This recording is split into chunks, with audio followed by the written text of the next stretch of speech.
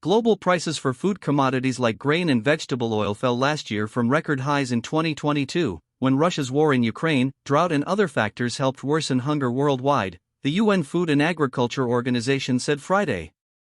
The FAO Food Price Index, which tracks monthly changes in the international prices of commonly traded food commodities, was 13.7% lower last year than the 2022 average, but its measures of sugar and rice prices growing in that time.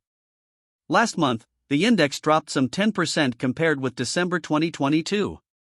The drop in food commodity prices in 2023 comes despite a difficult year for food security around the world.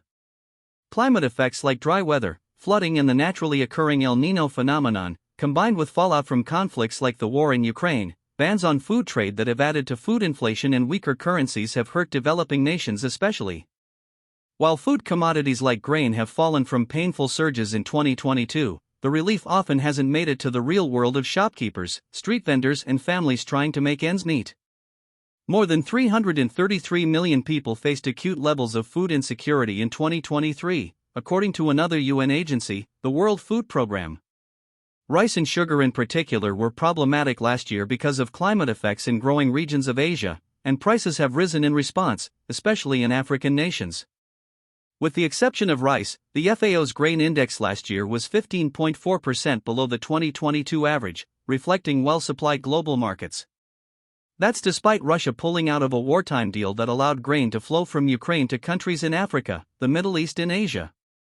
Countries buying wheat have found supply elsewhere, notably from Russia, with prices lower than they were before the war began, analysts say. The FAO's rice index was up 21% last year because of India's export restrictions on some types of rice and concerns about the impact of El Nino on rice production. That has meant higher prices for low-income families, including places like Senegal and Kenya. Similarly, the agency's sugar index last year hit its highest level since 2011, expanding 26.7% from 2022 because of concerns about low supplies.